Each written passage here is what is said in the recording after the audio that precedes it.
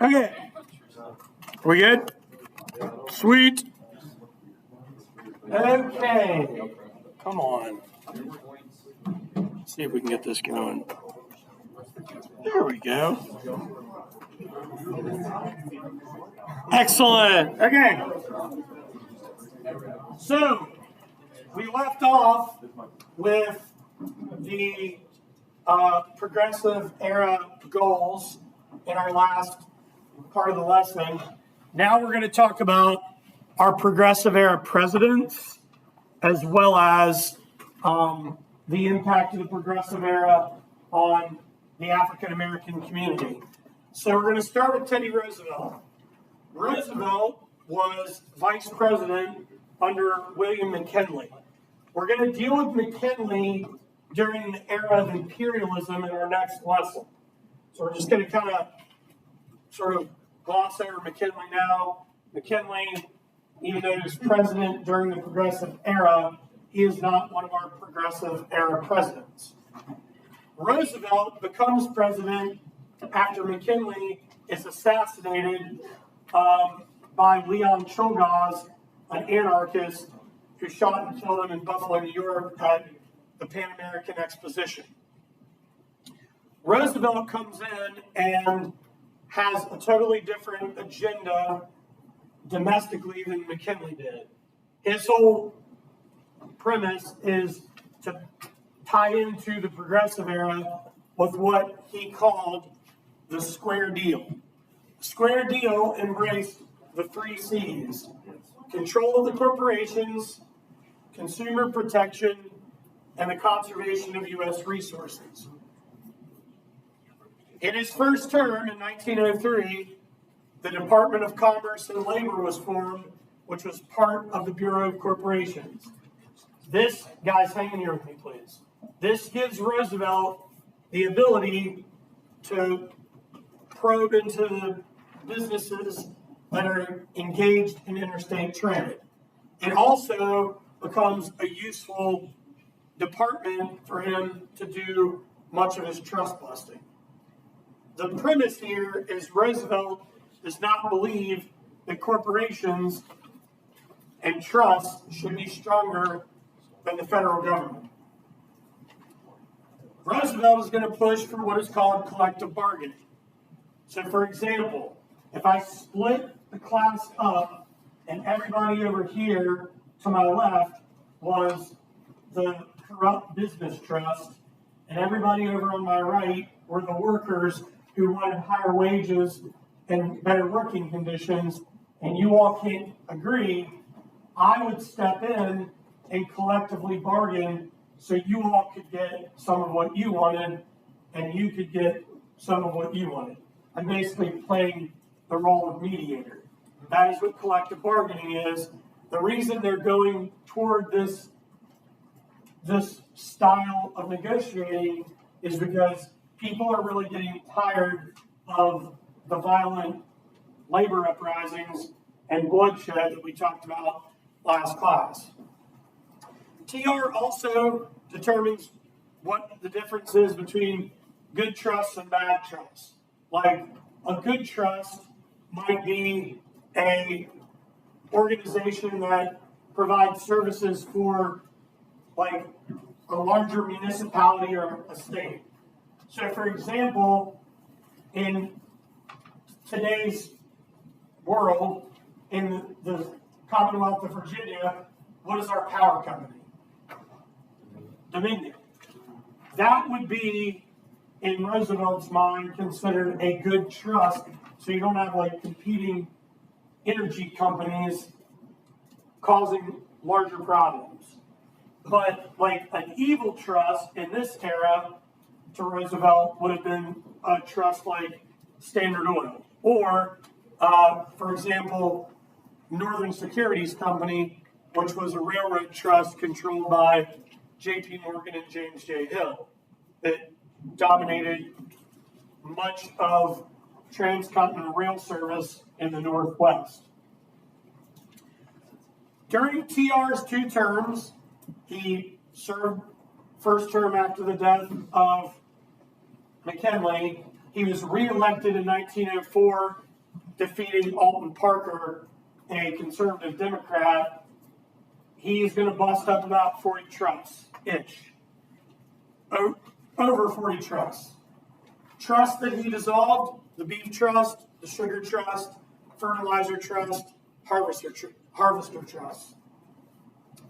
What's really interesting is that his successor, William Howard Taft, is going to bust up even more. He takes down over 90 trusts in just 4 years. Caring for consumers was a big part of Roosevelt's agenda.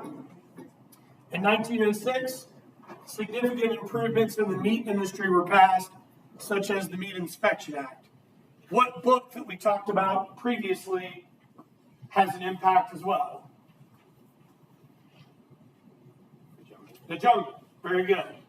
So the Meat Inspection Act basically makes the inspection process more robust, and Roosevelt had seen this problem firsthand during the Spanish-American War, because more soldiers died of food poisoning and tainted meat than they did due to combat. Pure Food and Drug Act was passed as well to prevent the mislabeling of foods, like we talked about last class, Coca-Cola, and pharmaceuticals. Nearly all basic elixirs and wonder drugs of the era contain traces of what in them? Opium. So that was a huge problem during this era that he's going to fight to bring to an end. Roosevelt saw the value of conservation and is persuaded by two very important conservationists in this era: John Muir, head of the Sierra Club, and also the guy that helped spearhead the movement for the National Park of Yosemite. Has anyone ever been to Yosemite? Nice. Pretty amazing experience. And Gifford Pinchot, the head of the Federal Division of Forestry. Has anyone ever heard of Horace Kephart before?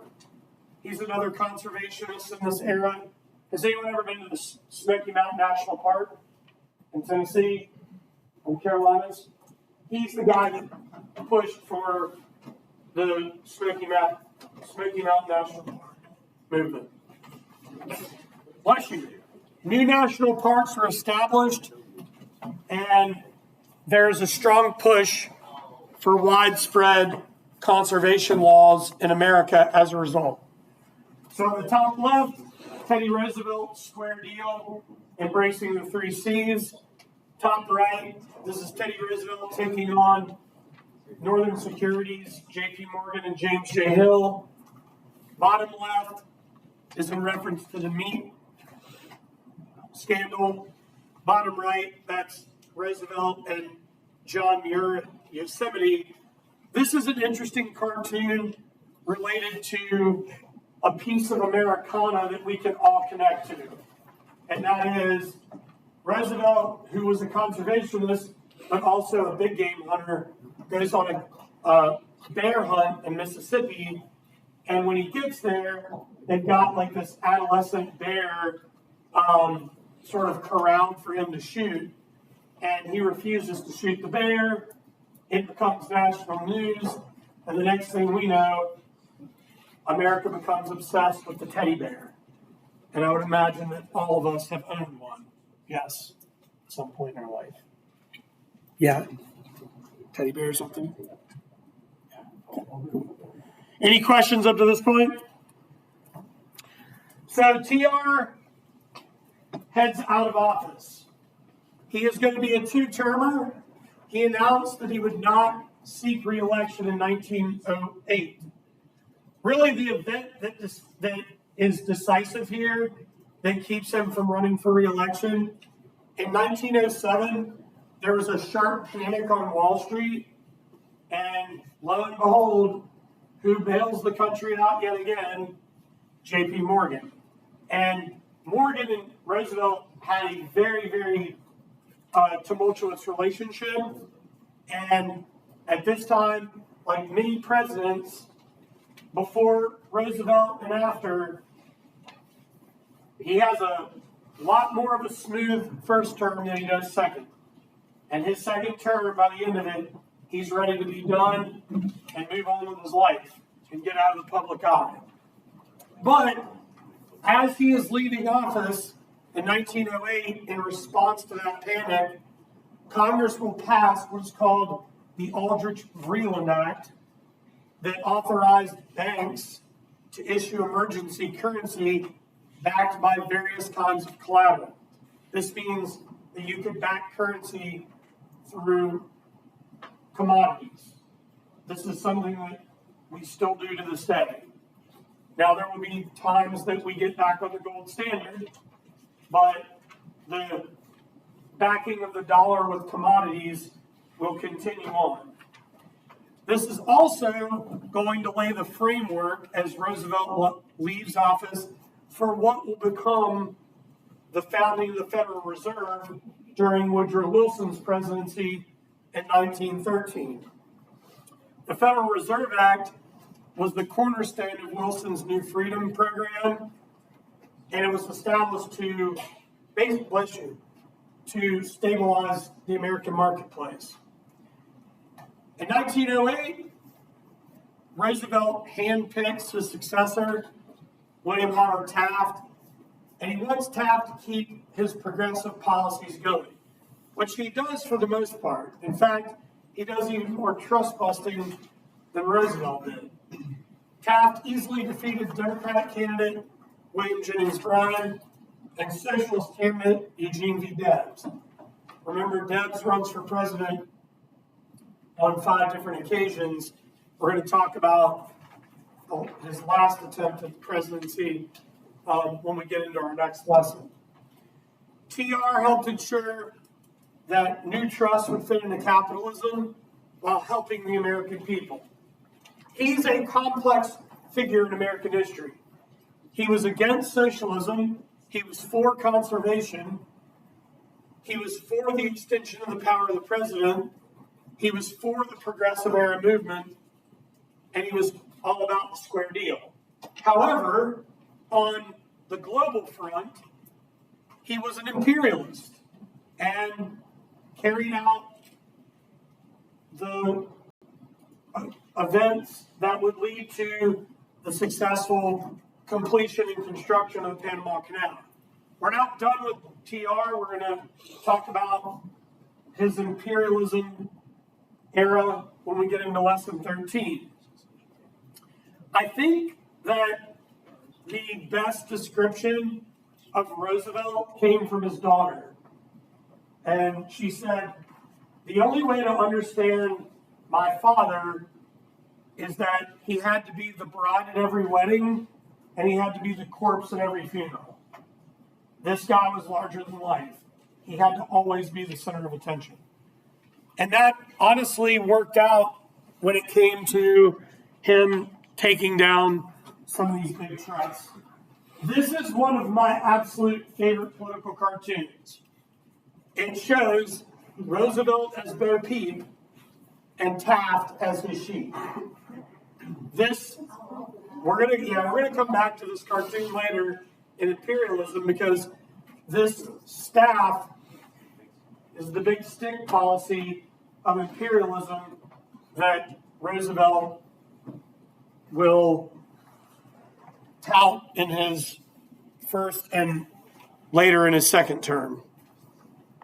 Okay, so Taft, 27th president of the U.S., he is a single termer. He wasn't super keen on becoming president, but it seemed like the right move. His dream job will not be achieved until after his presidency, and that will be a position on the Supreme Court.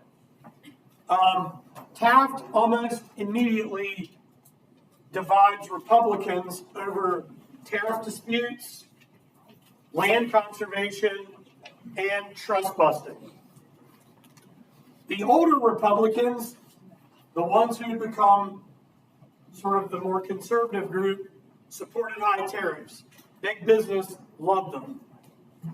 But the more progressive Republicans, like that fell in line with Roosevelt and Taft, they supported lower tariffs, and this came from, a lot of this support came from farmers and unions. Taft continued to bust trusts, but did not follow through with all of TR's programs. TR expected him to do so, but TR is not president. Taft is.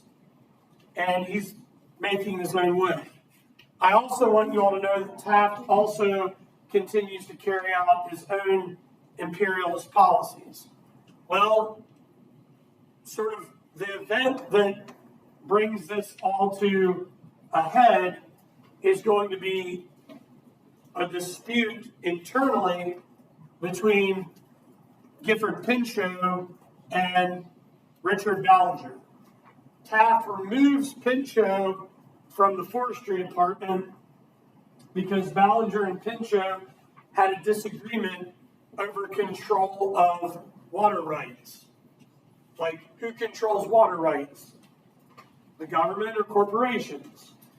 Well, this and a return safari big game hunt for Roosevelt will encourage him to run for re-election as a third-party candidate in what is known as the Bull Moose Party, which is really tragic because it turns into like a really horrible mudslinging affair between Taft and Roosevelt. It totally divides the Republican vote. That was problematic. Roosevelt almost died as a result of this. I don't know if you realize this, but on the campaign trail, during a campaign speech, a would-be assassin came up, shot Roosevelt in the chest, and it lodged through his speech, and he finished the speech with a bullet in his chest, holding the bloody speech in his hand. Pretty crazy. Wilson is going to march to victory.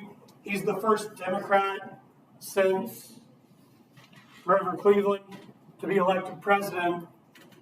He comes in to continue the progressive era reforms, the New Freedom Program, the Clinton Antitrust Act, the creation of new child labor laws, the establishment of the Federal Reserve.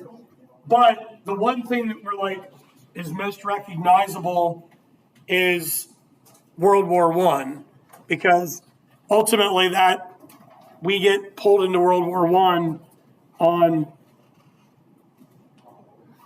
Woodrow Wilson's watch. Another very funny cartoon. This is a Joseph Kepler cartoon. It shows Taft bumbling around with all these balls of yarn that were Roosevelt's policies, and these little kittens who are members of Congress knocking these policies around, and Roosevelt angrily staring through the window. This is a critical cartoon of Wilson using New Freedom style policies, tariff legislation, antitrust legislation, and currency legislation. Him basically dumping these pails of water into the well, but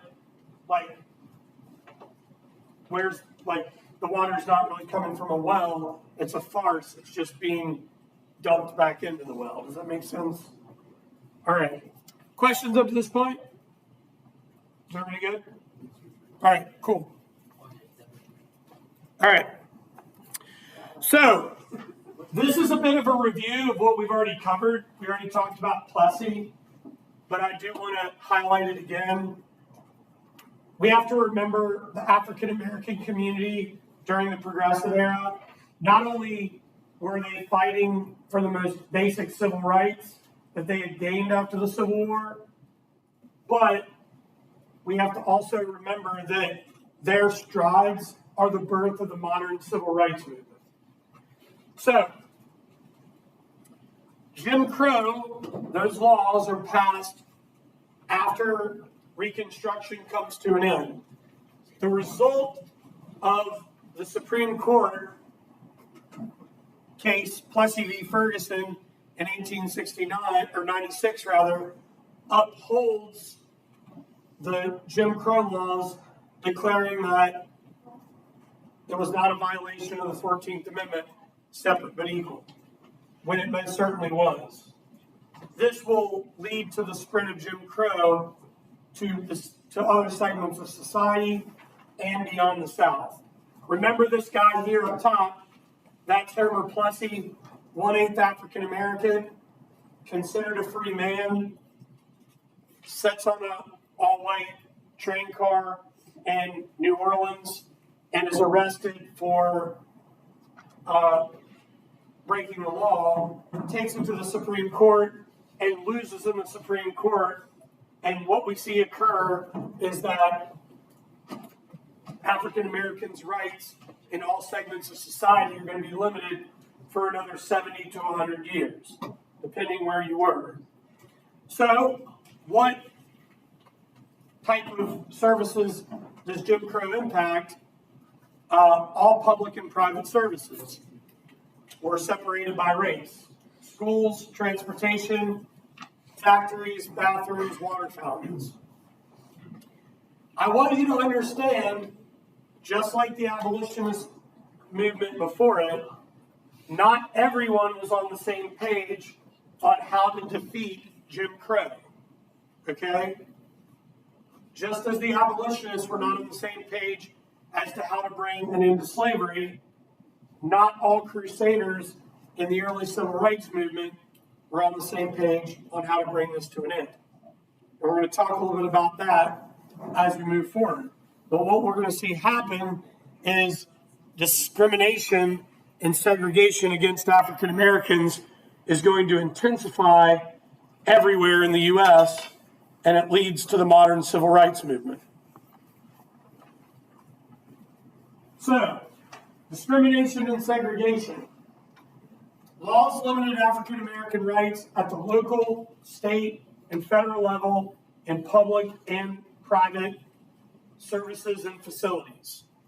After Reconstruction, local and state governments in the South passed Jim Crow laws forcing the separation of the races. Not long after, those laws spread north and west. Intimidation and crimes were directed against African Americans. Lynchings went back on the rise at the turn of the century. And I want to be very clear, lynchings obviously are most associated with hanging, but a lynching is the murder of a person without trial, namely based on race and in many cases based on politics, but namely race. So tragically, we are going to see the rebirth of the Ku Klux Klan, and we're going to deal with this later when we get into the Roaring 20s and lesson 14. Ways in which African Americans are barred from voting: poll taxes, payment to vote, literacy tests, testing to vote, and the grandfather clause. If your grandfather didn't have the ability to vote, neither could you. This will limit African American voting rights for nearly 4 generations, somewhere between 70 and 80 years. African Americans look to the courts to safeguard their rights, but rarely found justice because what are juries by law at this time? All what? All white and male. Okay? We have to keep that in mind. In Plessy v. Ferguson, Supreme Court ruled that separate but equal did not violate the 14th Amendment and upheld Jim Crow laws, not overturned until Brown v. Board in 1954. What we are going to see at the turn of the century is a movement known as the Great Migration. Have you all heard of this before? Good. See some heads shaking yes. This is when large waves of African Americans leave the South to go to the Northeast, the Northwest, the Midwest, and the West Coast to be able to get job opportunities. Exodusters were farmers who took advantage of the Homestead Act. A lot of them wound up in what areas? Where could you buy a lot of land in the Great Plains? Through the Homestead Act. You don't remember? Yeah, do you guys remember where? You could buy up land in places like Kansas and Nebraska, right? A lot of those folks moved even farther west. Why would African Americans during World War I and World War II relocate to places like San Diego, San Francisco, Sacramento, and Oakland? Why would they go to those places during World War I and World War II?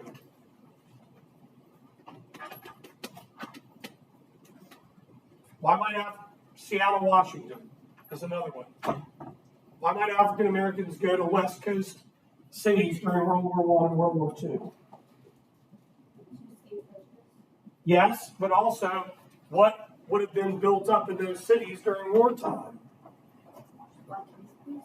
Black communities, but also wartime jobs, right? War industries.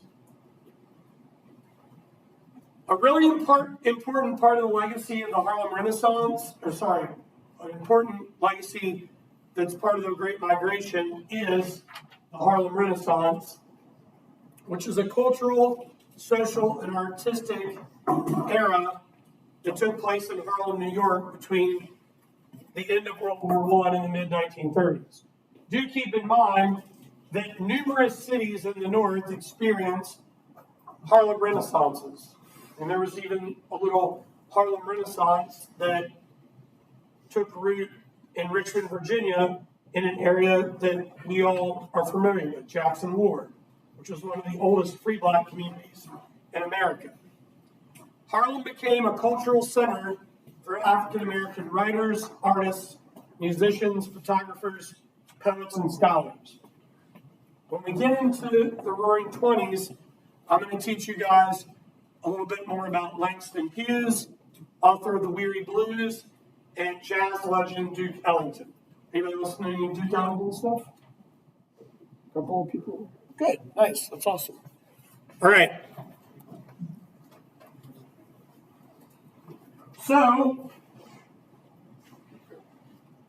cities in the Northeast, cities in the Midwest, and cities on the West Coast became the home to new African American communities in this Great Migration era.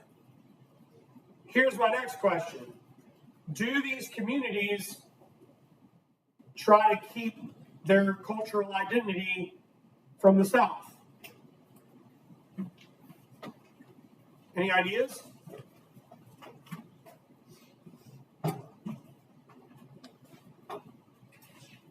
No one?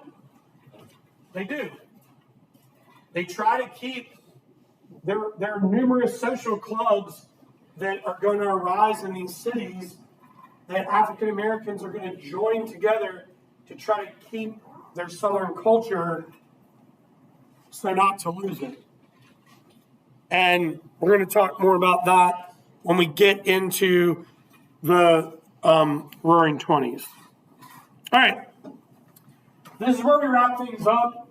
Early African American leaders in this era, the progressive era for civil rights. We have Ida B. Wells up here. She was an early female leader and founder of the NAACP, the National Association for the Advancement of Colored People. What they are trying to do is to get people educated in law and educated in the community to get to the courts to try to overcome Jim Crow laws in society. She also led an anti-lynching crusade that called on the federal government to take action. Finally, we now have a federal anti-lynching law. It took a very long time. She was a journalist, activist against segregation, and a suffragette. Very important woman in this era. George Washington Carver, crusader for opportunities in education and labor for African Americans. This is here for a reason when you walk in and out. This isn't like a space filler on the wall. This quote from George Washington Carver is powerful. Education is the key to unlock the golden door of freedom. This is going to be his mantra, all right? He is going to make revolutionary discoveries in farming, crop rotation, hundreds of uses for plants like peanuts and sweet potatoes. He taught agriculture at the Tuskegee Institute in Alabama for 47 years. Very important figure in this era. Booker T. Washington here, born in Franklin County, Virginia. He was born into slavery, was educated at Hampton, goes on to become one of the founders of the Tuskegee Institute in Alabama. He believed that the way to equality was through vocational education and economic success. However, he accepts social separation, and he laid this plan out in the Atlanta Compromise. We have to remember, this man was born into slavery. He's got a different perspective. As opposed to this guy on the bottom right, W.B. Du Bois, or Dubois. W.B. Du Bois was born in Massachusetts, went to college, received his first undergraduate degree at Fisk, an HBCU in Nashville. He received another undergraduate degree at Harvard, and he goes on to become the first African American to graduate with a PhD from Harvard. He believes that education is meaningless without equality. He also supported and pushed for political equality in the African American community and was one of the leading founders of the NAACP. Most of his thoughts and theories are laid out in the book, The Souls of Black Folk. Highly recommended. It's one of the most important books written in the early 20th century in regard to the African American progressive era. Du Bois will go on to inspire Marcus Garvey, who will later go on to found the Universal Negro Improvement Association. We're going to talk about that in reference to the Harlem Renaissance. Another guy didn't have room for his picture here, but another Virginia native is Carter G. Woodson, often considered the father of Black history in America. All of these individuals are going to be instrumental in the African American progressive era, and they are going to be the leaders that will inspire the next group in the modern civil rights movement. Do you guys have any questions up to this point? We good? All right. That is all I have for you guys today.